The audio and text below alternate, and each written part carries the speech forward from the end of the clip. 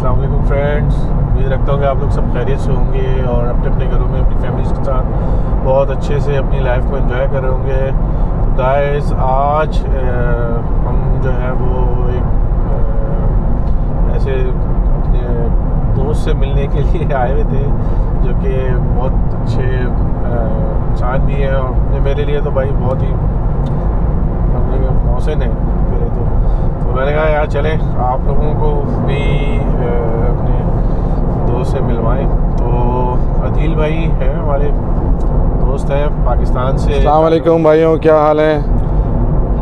तो अदील भाई जो है गुज़श्ता 15 साल से जी 15 साल हो गए। तो 15 साल से यहाँ यूके के अंदर है और ये भी आपकी और हमारी तरह एज ए स्टूडेंट आए थे और एज ए स्टूडेंट इन्होंने अपनी जर्नी यहाँ पे 15 साल की करी है और आज माशाल्लाह से यहाँ पे नेशनल है। और इसके अलावा एक बड़ी मल्टीनेशनल कंपनी है जिसका नाम आपने सुना होगा, डोमिनोज, तो उसमें ऑपरेशन मैनेजर भी हैं। तो आज फिर हम अदील भाई से जानने की कोशिश करेंगे कि भाई कैसा इनका सफ़र रहा ये 15 साल का, क्या क्या स्ट्रगल्स करी एज ए स्टूडेंट और फिर उसके बाद PR की तरफ कैसे मूव हुए और फिर आगे जो नए आने वाले स्टूडेंट्स हैं उनके लिए क्या मैसेज है या क्यों कोई इम्पोर्टेंट जो इनके पास सजेशंस हो या ऐसे एक एक्सपीरियंस है तो उस एक्सपीरियंस का हमें फ़ायदा उठाना चाहिए। तो अदील भाई सबसे पहले तो थोड़ा सा अपना इंट्रोडक्शन करा दें। मैंने थोड़ा सा करा दो थी लेकिन जी, मेरा नाम अदील है। मैं 2007 में इंग्लैंड आया था और सबसे पहले मेरी रिहाइश थी लंदन में। कुछ अरसा लंदन में गुजारा, वहाँ पर एक जॉब करी और उसके बाद बर्मिंघम में रहा कुछ अरसा। फिर स्टडीज़ करी बेडफोर्डशायर यूनिवर्सिटी से। फिर उसके बाद लूटन मूव हो गया और फिर वहीं लूटन में ही मुकीम हूँ तकरीबन 2009 से। बीच में आगे पीछे दूसरे शहरों में जाता रहा हूँ बट मुस्तकिल मुकाम लूटन ही रहा है 2009 से। और मास्टर्स किया है मैंने इधर MBA ह्यूमन रिसोर्सेज बेडफोर्डशायर से। सही। तो अदील भाई अपनी थोड़ी सी इंटेंशंस बताएं, क्या इंटेंशंस थी आने की कि यहाँ क्यों आया जाए, यूके ख़ास तौर पे क्यों, और फिर उसके बाद जो है आगे का जो आपका सफ़र था उसके हवाले से थोड़ा सा पाकिस्तान में आपको याद हो या ना याद हो कि 2004-5 में बल्कि 2003 से ही एक हवा चली थी, लोग बाहर जाना शुरू हो गए थे यूके और बहुत तेज़ी से अमेरिका के बजाय लोग यूके जाना शुरू हो गए। उससे पहले ज़्यादातर रुझान था लोग और स्टूडेंट्स अमेरिका जाते थे। सो मैं भी 2003 में कराची यूनिवर्सिटी से पास आउट हो रहा था, 2003-4 की बात है। और हमारे बहुत सारे सीनियर यूके आए तो हमने भी उनकी फुट स्टेप्स फॉलो किए और हमने कहा कि भाई देखना चाहिए। उससे पहले हमें भी नहीं पता था यूके क्या चीज़ है। इसी तरह लोगों के ज़रिए पता चला कि भाई इस तरह जाना है उस तरह जाना है, तो सारा काम खुद किया। 2005 में मैंने प्रोसेस अपना स्टार्ट किया, ख़ुद से ही एडमिशन्स मंगाए, ख़ुद से ही चीज़ें अरेंज करी। एडमिशन मंगाना उस वक्त भी ऐसा ही था जिस तरह इस वक्त है। आप यूनिवर्सिटीज़ की वेबसाइट पे अप्लाई करते हैं, पहले उनके एक प्रोस्पेक्टस आते थे वो आप अप्लाई करते थे, वो भेजते थे, आप फॉर्म फिल करते थे। अब थोड़ा एडवांसमेंट आ गई है, अब फॉर्म नहीं भेजते वो आपको, ना आपको वो प्रिंट आउट निकालना पड़ता है फिल करने के लिए। सिंपल आप ऑनलाइन ही फिल कर देते हैं, वहाँ से वो आपको रिक्वायरमेंट भेज देते हैं, आपको जवाब मिल जाता है। हमने भी इसी तरह किया, फॉर्म फिल किए, फॉर्म अपलोड किए, उसकी कंडीशनल्स ऑफ़र आई, कंडीशनल ऑफ़र से हमने उनकी कंडीशंस मीट करी और कंडीशन मीट करने के बाद रिक्वायरमेंट सेम थी, स्टेटमेंट 28 डेज़ की और एलिजिबिलिटी क्राइटेरिया मीट करना यूनिवर्सिटीज़ का। उसके बाद उस वक्त इंटरव्यू प्रोसेस होते थे, PBS सिस्टम नहीं था, यानी पॉइंट बेस्ड सिस्टम नहीं था। अब बहुत आसान हो गया है। पॉइंट बेस्ड सिस्टम का मतलब ये है कि अगर आपके पास स्टेटमेंट करेक्ट अमाउंट की है, आपके पास कैश लेटर है यूनिवर्सिटीज़ का, तो आपको पॉइंट एलोकेट हो जाते हैं। उस वक्त PBS सिस्टम नहीं था और वीज़ा एप्लीकेशन प्रोसेस था, यानी केस वर्कर इंडिविजुअल केसेस को अपनी असेसमेंट की बुनियाद पे देखता था। यानी अगर उसको पता लग रहा है कि ये जेन्युइन स्टूडेंट है तो वो प्रोबेबिलिटी की बुनियाद पर आपको वीज़ा दे देता था, और अगर उसको लगता था नहीं है तो वो प्रोबेबिलिटी की बुनियाद पे वीज़ा रिजेक्ट कर देता था। तो अब थोड़ा आसान हो गया है कि आपने सर्टेन क्राइटेरिया फिल करना है और PBS सिस्टम के ज़रिए एक तो बाइस सिस्टम ख़त्म हो गया, प्रीजुडियूस नहीं रहा, तो आपने सर्टेन रिक्वायरमेंट पूरी करनी है और उसके बाद जनाब आली आपको वीज़ा मिल जाना है। वीज़ा आने के बाद डिफरेंट मराइल हैं यहाँ पर, उसकी परेशानियाँ, उसके अपने रिक्वायरमेंट्स हैं, उसकी अपनी इन्वायरमेंट होता है कि आपने उसमें कैसे फ़िट होना है। बट अगर आपको चीज़ों का इल्म हो, पता हो और इसी तरह आप चैनल्स को फॉलो कर रहे हैं, पता कर रहे हैं, तो यकीनी तौर पे ये आपके लिए बहुत आसानी होगी। एक बात मैं बहुत फ्रीक्वेंटली बोलता हूँ अपने दोस्तों से कि जो फर्स्ट 6 मंथ होते हैं यूके में आने के बाद, वो बहुत इम्पॉर्टेंट होते हैं। अक्सर लोग फर्स्ट 6 मंथ में या तो घर बैठे रहते हैं, या ज़ाया हो जाते हैं, या डॉक्यूमेंटेशन में बिज़ी हो जाते हैं, या यूनिवर्सिटीज़ के कामों में उलझ जाते हैं, और फिर वो अपनी पूरी जर्नी के अंदर डिले हो जाते हैं। बट अगर आपका फर्स्ट 6 मंथ बहुत स्ट्रॉन्गली लग जाए, यानी जॉब के हवाले से भी, एजुकेशन के हवाले से भी, डॉक्यूमेंटेशंस के हवाले से भी, सेटलमेंट के हवाले से भी, सो आपकी जो बाकी जर्नी है, यानी रिमेनिंग वीज़ा जो आपके पास है, so let's say if you got the visa for 15 months and if you have really strong 6 months, then आपका जो रिमेनिंग 7 और 8 मंथ्स है वो बहुत अच्छा निकल जाता है, यानी उसमें आप सेविंग कर लेते हैं। और if you have a bad 6 month और your start late,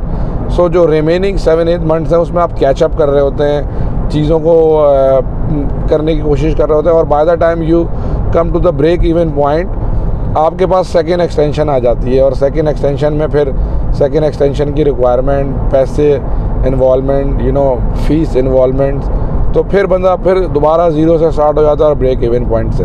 so point ये कि फर्स्ट 6 मंथ आपका बहुत स्ट्रॉन्ग होना चाहिए, और आपको पता होना चाहिए कि आते ही पहले दिन आपने क्या करना है, पहले हफ्ते में आपने क्या करना है, और पहले मंथ में आपने क्या करना है, और क्या चीज़ आपकी प्रायोरिटीज़ हैं। और उस हवाले से यकीनी तौर पे आप वीडियोस देखते रहें, वीलॉग्स देखते रहें हमारे, और उसमें आपको पता चलता रहेगा, हम बताते रहेंगे कि फर्स्ट वीक ऑफ इंग्लैंड क्या चीज़ आपको करनी है, जॉब कैसे तलाश करनी है। सेकंड वीक ऑफ इंग्लैंड में आपको अगर जॉब नहीं मिल रही तो आपने कौन सी चीज़ें को स्ट्राइक करना है। अगेन 4th वीक और फर्स्ट मंथ ऑफ इंग्लैंड आपके पास विदाउट जॉब है और डॉक्यूमेंट्स आपके पूरे नहीं है, तो आपने किस चीज़ को स्ट्राइक करना है कि वो चीज़ें आपकी लाइन अप हों। तो फर्स्ट मंथ आपका बहुत इंपॉर्टेंट है। सही सही। देखिए आदिल भाई, थोड़ा सा इस हवाले से भी बताएं, जो स्टूडेंट लाइफ की एक स्ट्रगल थी, दैट सी बात है, यहाँ पे सारे मिडिल क्लास स्टूडेंट्स आते हैं घरों से, तो कोई ऐसा वो नहीं होता है लैंडलॉर्ड के पीछे से भाई पैसे आ रहे हैं और आपके यहाँ पे एजुकेशनल एक्सपेंसेस भी हो रहे हैं और जो है लिविंग एक्सपेंस भी कवर हो रहे हैं, तो obviously you have to do some work while your studies. तो थोड़ा सा बताएं आपकी कैसी रही यहाँ पे स्टूडेंट लाइफ, एंजॉय किया और क्या क्या स्ट्रगल? सर सच्ची बात तो ये, मेरी स्टूडेंट लाइफ तो पाकिस्तान में ही पूरी हो गई थी। मैंने पाकिस्तान से इंजीनियरिंग करी थी और BCT किया था पाकिस्तान से, और BCT के बाद MPA किया था, और BCT भी बड़ी मुश्किलों से किया था, वो एक अलग स्टोरी है, कभी फिर बताएंगे, मगर MPA बड़े अच्छे तरीके से किया था। और स्टूडेंट लाइफ पूरी हो गई थी यहाँ पर, तो इसी मकसद से आए थे कि आएंगे, सेटल होंगे, कमाएंगे। बट यहाँ आने के बाद अगेन स्टूडेंट लाइफ करने लगी। मगर एक बहुत अच्छी चीज़ ये थी कि मेरी यहाँ की जो भी स्टूडेंट लाइफ थी या अर्ली स्टेज की लाइफ थी, वो बहुत शानदार थी, बहुत अच्छी थी। उसकी वजह ये थी कि पाकिस्तान में जो हम दोस्त थे, जो यूनिवर्सिटी के कोलीग्स थे या यूनिवर्सिटी के फ़ेलोज़ थे हमारे, वो सारे जो मिलने जुलने वाले थे, वो सारे बहुत सारे लोग इंग्लैंड आ चुके थे और कुछ आ रहे थे। तो जिस वक्त मैं इंग्लैंड आया तो मुझसे आगे पीछे बहुत सारे लोग इंग्लैंड में और लंदन में आ चुके थे, और कुछ लाइनअप थे, आ रहे थे, तो मैं भी उन्हीं में से था। तो जब मैं इंग्लैंड आया तो मेरे बहुत सारे दोस्त यहाँ पे या तो 3-4 महीने हो चुके थे, या 2-4 हफ्ते हो चुके थे, या और किसी को साल हो चुका था। इससे ज़्यादा नहीं हुआ था। कुछ थे जिनको 2 साल हो चुके थे, but mostly with in the year थे। सो वो यहाँ पे रह रहे थे, घर था उनके पास, और बहुत अच्छी लाइफ थी। हम एक घर में 8-8, 9-9 लोग रहते थे लंदन में, और मैंने तो वो जो 2-1 साल निकाले हैं, बल्कि 3 साल जब तक हम साथ रहे। उसके बाद सबकी शादियाँ होना शुरू हो गई और सब अलग अलग मूव हो गए। बट शुरू के जो फर्स्ट 3 ईयर्स थे या 2.5 ईयर्स कह लें आप, वो बहुत अच्छे थे, बहुत शानदार। ऐसा लगता था हम तो पिकनिक पर ही हैं, यानी रोज़ जॉब से आ रहे थे और ऐसा होता था भाई घर जाओ और फिर दोस्तों में मिलो, घुलो चलो और बाहर उनके साथ निकल जाओ। अब दोस्तों के अंदर भी ग्रुप्स होते हैं, आपको पता है, अगर 10 लोग एक साथ हैं तो 2 ज़्यादा करीब होते हैं और 2 अलग ज़्यादा करीब होते हैं। उसमें ये होता था कि हम जब जॉब से आए 10 लोग हैं, 2 अलग निकल गए, कहीं लंदन में किसी जगह चले गए, और वीकेंड पे ये है कि सारे गाड़ी में बैठे 5-6 लोग और 2 गाड़ियों में कभी किसी दूसरे दोस्त की तरफ चले गए भाई पार्टी करने, ब्रेडफोर्ड, कभी लीड्स, कभी शेफील्ड, कभी वेल्स, जो लोग मुख्तलिफ सेट हो रहे थे। तो पहले 2.5 ईयर्स तो बहुत शानदार, ऐसा लगा पिकनिक पर ही हैं। घर भी याद नहीं आया, 3 साल तक घर भी नहीं गए हम तो। सही है, सही है। और बाकी स्टूडेंट लाइफ से जो है Tier 2 तक का जो सफ़र था उसका थोड़ा सा बताएं। ऐसी बात है बहुत सारे, यानी ऑब्वियसली जितने भी स्टूडेंट्स आते हैं उसमें 90% स्टूडेंट्स की तो यही अप्रोच होती है कि उन्हें आगे फिर Tier 4 से Tier 2 की तरफ मूव होना होता है। तो स्पॉन्सर जॉब को किस तरीके से आपने लिया, क्या उसके पीछे जो है वो एफर्ट्स रही? Tier 2 स्टूडेंट लाइफ से Tier 2 का सफ़र तो थोड़ा सा इस तरीके से है कि जब मैं स्टडीज़ कंप्लीट कर ली और PSW में था तो मैं जॉब कर रहा था उस वक्त सिक्योरिटी की जॉब छोड़ दी मैंने। फिर उसके बाद मैंने डोमिनोज़ में डिलीवरी ड्राइवर की जॉब शुरू कर दी और डिलीवरी के साथ साथ मैं स्टडीज़ भी करता था अपनी। बट जब स्टडीज़ कंप्लीट हुई तो विद इन द डोमिनोज़ भी बहुत सारी जॉब्स आती हैं, आप उनको अप्लाई कर रहे होते हैं within the organization. So within the organization भी मैंने बहुत सारी जॉब अप्लाई की, कुछ मिली कुछ नहीं मिली, अभी तो याद भी नहीं कितने आगे पीछे इंटरव्यू दिए। But with in the Domino's मैंने कोशिश में लगा रहा कि कोई जॉब्स मिल जाएं और उनमें से एक जॉब मिल भी गई। मगर जो की पॉइंट था वो ये था कि आपने कंसिस्टेंसी रखनी है, अपनी मुस्तकिल मिजाजी रखनी है कि जिस भी जॉब में है। मैंने जब जॉब मिली तो उसके बाद बहुत सारे लोग मुझे ये बोलते रहे कि यार आप किसी और प्रोफेशन में स्विच करें, किसी और कंपनी में जाएं ताकि आपका आगे कुछ इंतज़ाम हो। उस वक्त हार्डली स्किल्ड माइग्रेशन प्रोग्राम था एक HSMP, और बहुत सारे लोग उस वक्त बहुत सारे वो वीज़ा ले रहे थे और एक लाइन लगी हुई थी लोगों की और हमारे स्टूडेंट्स की जो हमारे साथ आए थे कि वो उस प्रोग्राम में जाएं और HSMP का वीज़ा लें, और उसके लिए उन्होंने बड़ी कोशिशें भी करी थी। तो मुझे भी बहुत ज़्यादा लालच होती थी कि यार मैं ये जॉब छोड़ के और कोई सेल्फ़ एम्प्लॉयड हो जाऊं और हाईली स्किल्ड माइग्रेशन प्रोग्राम में जाऊं, कुछ ऐसा करूं।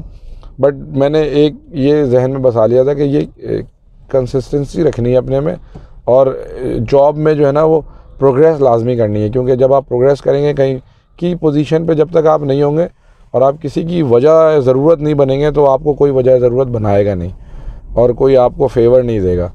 तो यही चीज़ को फॉलो किया मैंने, और अल्हम्दुलिल्लाह उसके बाद जब मेरा PSW ख़त्म हो रहा था तो मुझे कंपनी ने Tier 2 ऑफ़र कर दिया, और उसकी वजह से जो है मुझे बहुत वीज़े में भी और मुस्तकिल रहाइश में भी बड़ी हेल्प मिली, और फिर Tier 2 पे मैंने अपना रिमेनिंग पीरियड गुजारा। सही सही। तो गाइस ये उन लोगों के लिए बड़ी मोटिवेशनल बात है कि जो लोग जो है यहाँ पे चाहते हैं कि उनको आगे Tier 2 स्पॉन्सर जॉब मिले। तो देखिए यार, स्पॉन्सर जॉब ज़रूरी नहीं है, एक परसेप्शन भी है दिल में कि यहाँ पे स्पॉन्सर जो है ना सिर्फ वो कंपनी कर सकती है जो बड़ी मल्टीनेशनल किस्म की और बड़ी हाई फाई कंपनीज। मेरा नहीं ख्याल, क्या समझते हैं, इसलिए कि यहाँ पे जो एक नॉर्मल कंपनी होती है उसके पास भी ये राइट होता है कि वो जो है वो स्पॉन्सर वीज़ा ले सकती है, और अगर कोई एम्प्लॉय उसको अपनी लॉयल्टी दिखाए, हार्ड वर्क दिखाए, तो ऑब्वियसली वो कंपनी उसको स्पॉन्सर दिलवा भी सकती है।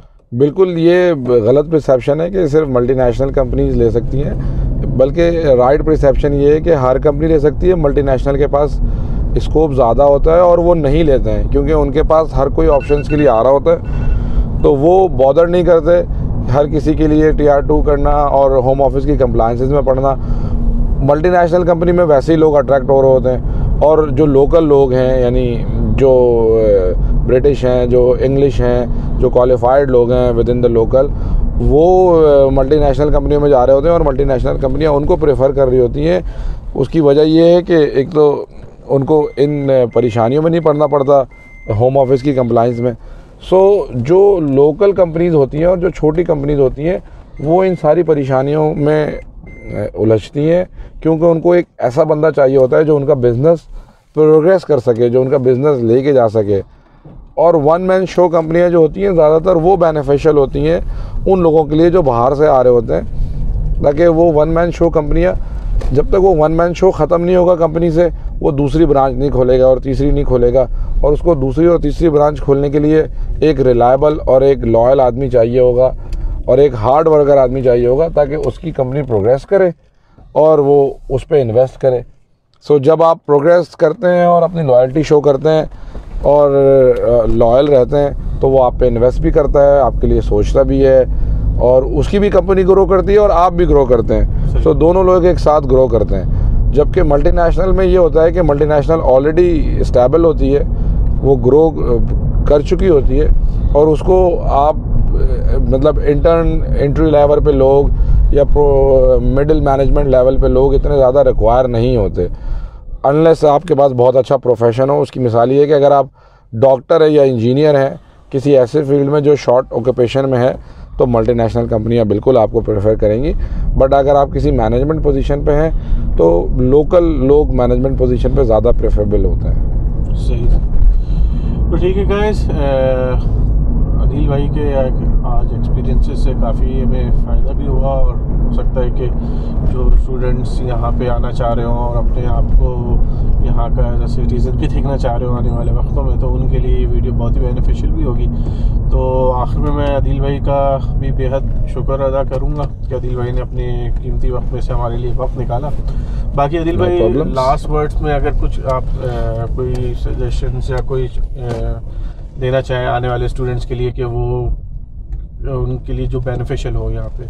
यार वैसे तो मेरी सबको यही सजेशन होती है, उर्दू में तो खैर बहुत मुश्किल शेर है, शायद आप लोगों को समझ में भी नहीं आया, मगर वो इकबाल का शेर है कि निगाह बुलंद सुखन दिल नवाज जहाँ पुरसोस यही है रख्त सफ़र मीर कारवां के लिए।